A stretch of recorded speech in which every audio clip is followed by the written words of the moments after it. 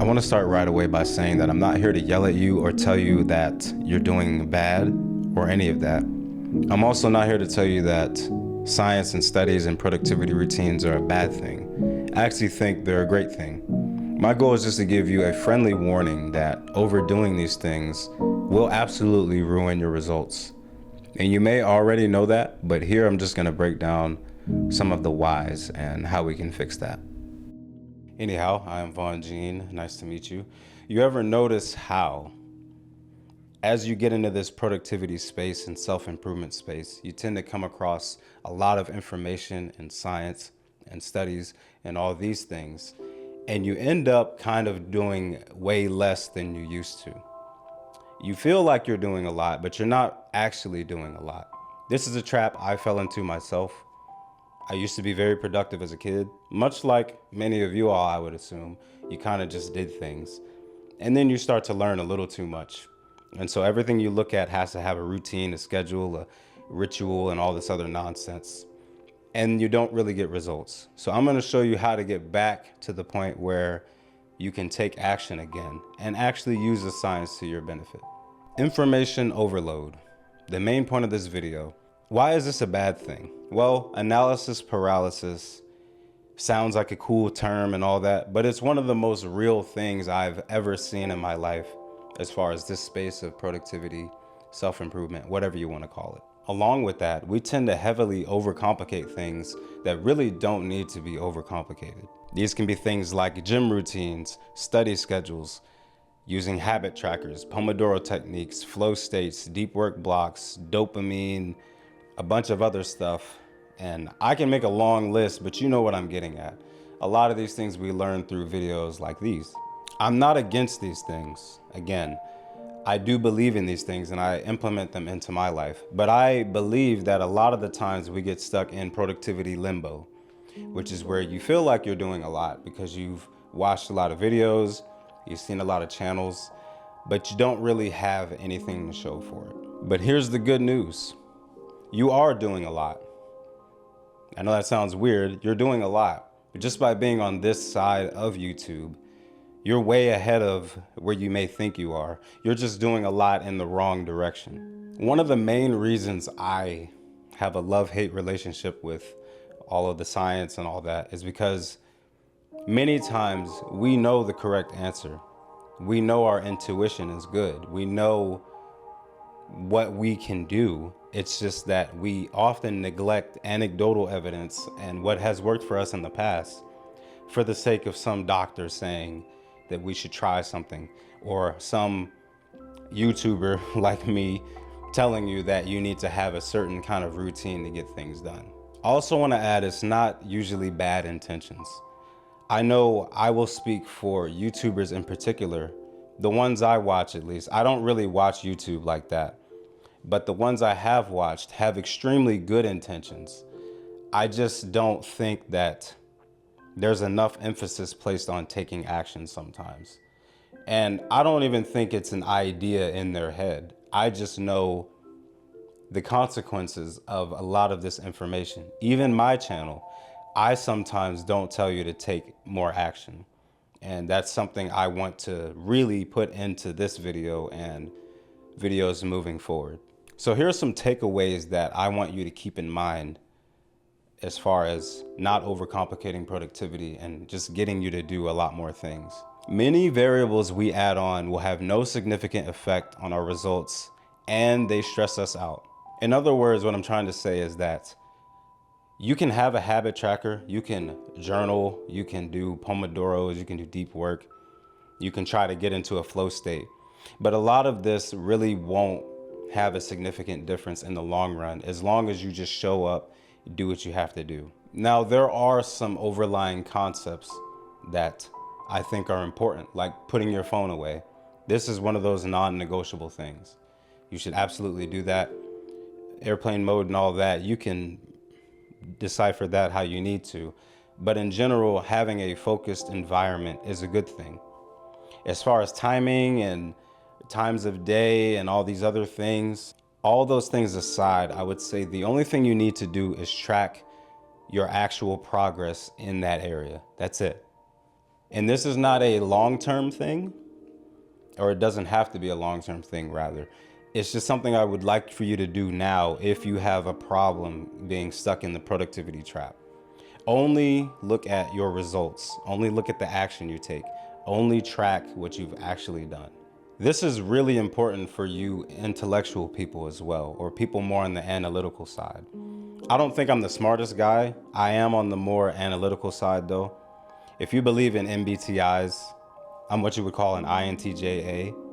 And so I can fall into the trap of overdoing the curriculum per se, having a plan laid out, needing to track everything, notes that I actually never go look at again, things like this.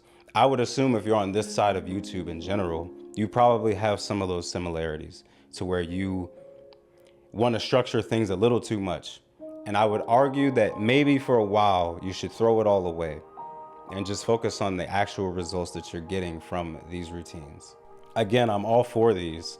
I just know on my end, and maybe you can relate, I can't really speak for anyone else, but on my end, I tend to fall into the trap of doing all of these prep stages and all these setups.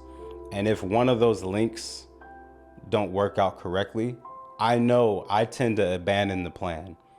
So even learning piano, I don't know if you can see it, but this piano here, I had it for a long time, but I hesitated on learning it because I was so worried about my schedule and how to learn it. You know, I'm worried about the entire complete step to the end rather than just starting. And that really ruined my progress in piano because I would be a little bit on and off. And I did this in multiple things, especially in my 20s, you know, so this video is more so what I don't want you to do and mistakes I made in my 20s, because though it doesn't look that cool to loosely track your progress and loosely take action, I promise you it's what's going to give you the most results. Something else I want you to be aware of is the optimal productivity trap.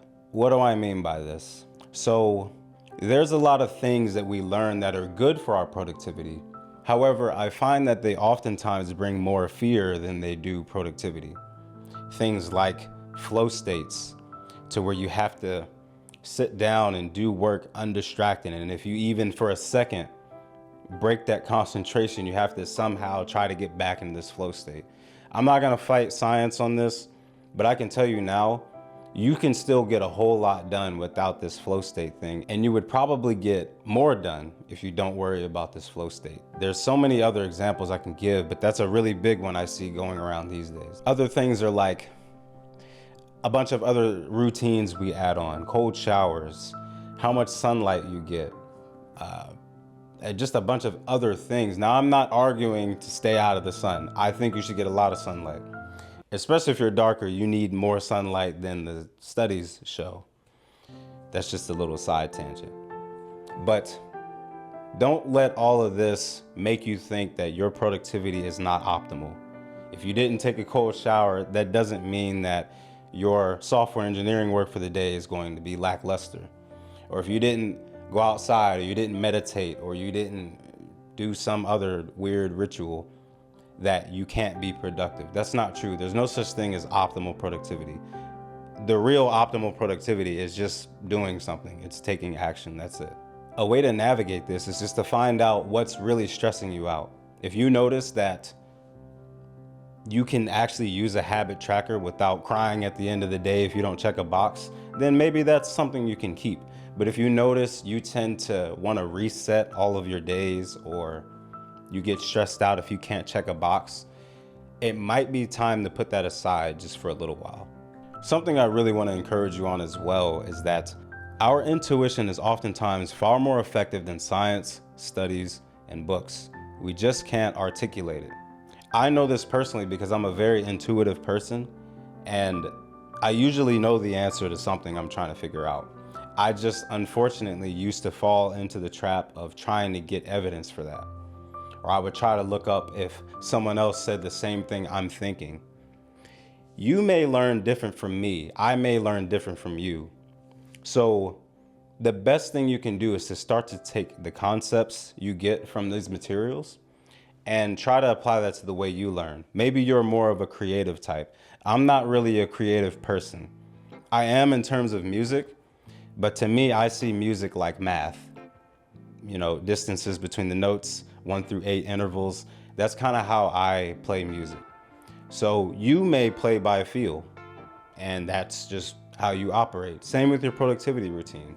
Same with your ability to take notes or digest information. Maybe you're a morning person. Maybe you're an evening person. Me, I don't work well at night. I like to get up early and I like to go to sleep early. That's just how I work. Maybe you're the opposite. You wake up at 10 o'clock and you stay up till 2 in the morning.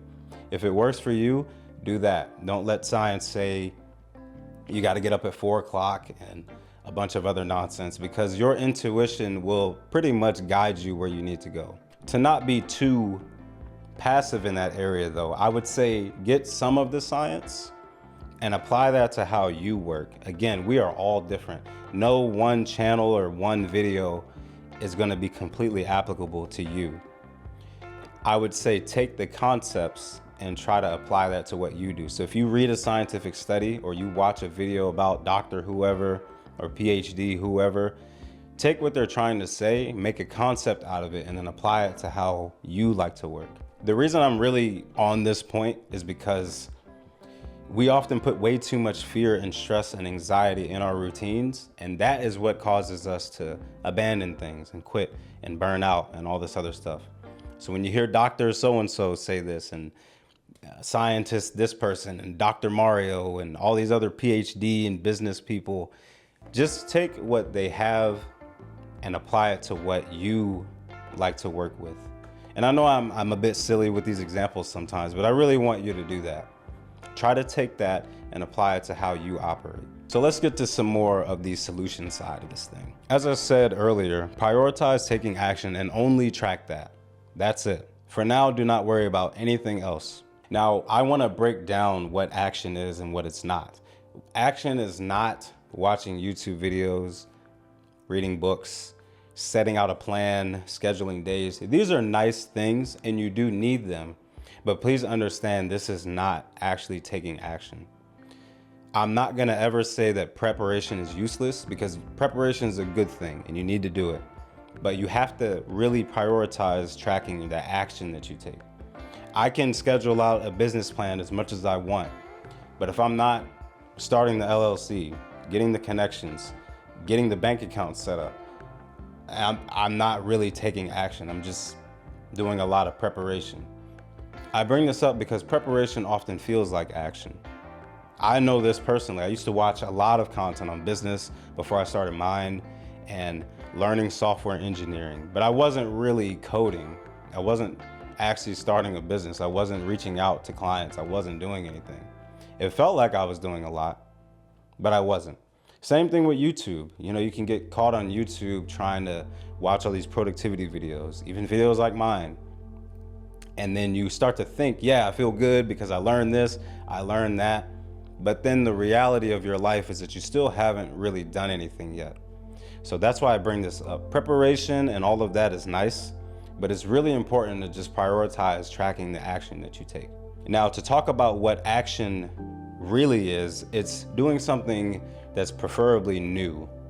So review is nice, and I do kind of count this as action. I don't know where to really place that, to be honest with you, but action more so needs to be new material.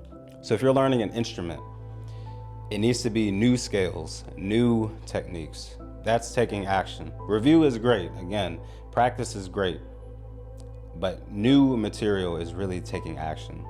And again, that's hard for me to really define. I want you to prioritize new things though. I don't want you to put this in concrete and say if it's not new, it's not taking action. I don't want to add any more stress to this space of productivity. I just want you to prioritize doing things that you don't know already and not falling into the comfort of reviewing things or rewriting that same business plan or whatever you have that you're hesitating on. Try to prioritize new things. Another actionable step is to set a limit on how much research you do. In most cases, you probably already know what to do. You just haven't started yet, and that's fine. I've been there. Again, in my 20s, I was the preparation guy with no action. So I know what it's like. But try to set a limit on how much research you're doing. An easy rule to follow, something I do now, is 1 day of research followed by 1 day of taking action. And you can just continuously cycle those days. Or you could do a lot of days of taking action and then just take a day off to do only research. But you really want to keep a healthy ratio going. And again, we're tracking the action here. Preparation's nice, but let's track the action.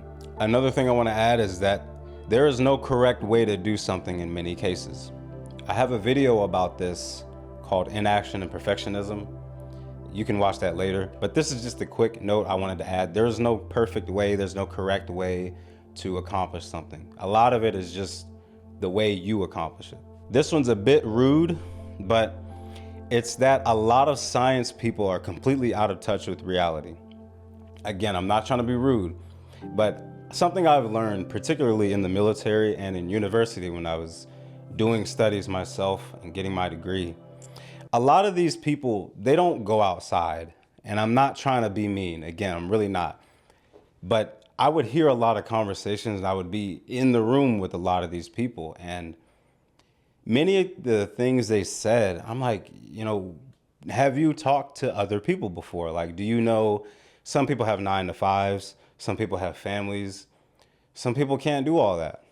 And many of them just don't touch grass. Again, I'm not trying to be rude. I'm really not trying to be funny.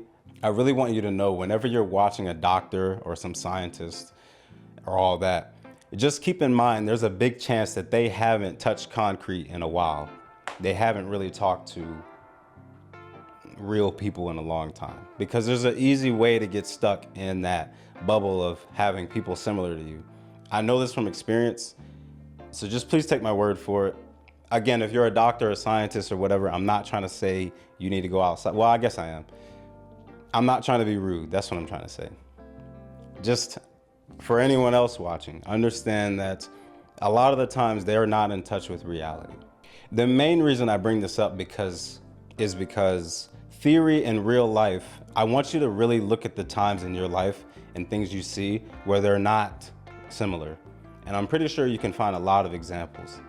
Theory is nice, and on paper it sounds good and it works and it's a nice system. But in real life, there's so many variables, there's emotions involved, there's a lot of other things that go on, and oftentimes these things get neglected. And the theory side just takes way too much power. And again, I want to say this multiple times. I'm not against science. I'm not against doctors and all that. I have a degree myself. But listen, the sun has not touched a lot of these people in a long time. Something else actionable you can do is to simplify everything as much as you can in the direction of taking action. And what I mean is, whatever you're doing in your routine, ask yourself, do I actually need this? Do you need to do a habit tracker? Do you need to do Pomodoro techniques? Do you need to even worry about flow states? Do you need it? And once you can ask yourself that and eliminate as much things as possible, your page of information is a lot smaller, and then you can focus on just taking action and tracking how much progress you actually get in that area. Quickly, I want to talk about my results in this area. I used to be on the science side in my 20s. I read through so many articles, so many studies and all that, and I went through all the rigmarole. I think that's how you say it.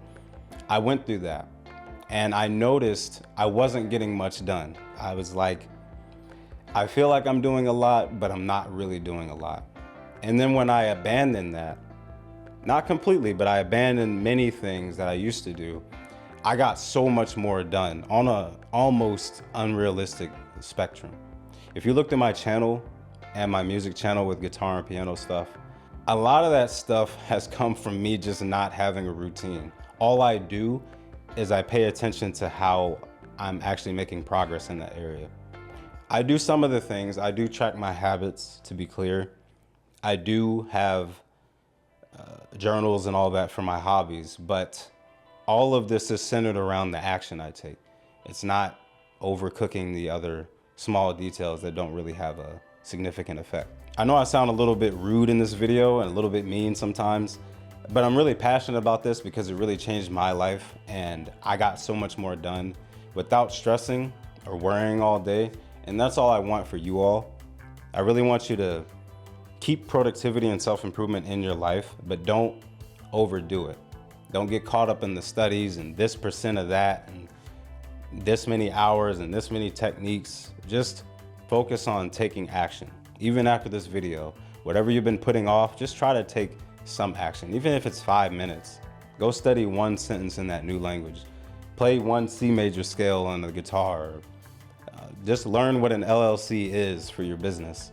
Do something, because this is what's gonna actually get you out of that rut that you're stuck in. Again, I live a joyful life. I really do. My life's not perfect by any means. I have several things going on, but overall, I have a very peaceful life. And I just would like that for anyone else on YouTube, especially on the productivity side, because this is an area where it's easy to get depressed without really knowing it. So in order to avoid that, please pay attention to the action that you take. Along with that, this whole process, be kind with yourself, because it's going to take a while to learn, and you need to be kind to yourself throughout this process. You're still going to make some mistakes. That's cool. Just try to keep this overlying concept in your mind throughout, I guess, the rest of your life, in a sense. Just focus on taking more action. Anyways, if you found this helpful, leave a like. It helps me out a lot and gets this to the other people that should see it.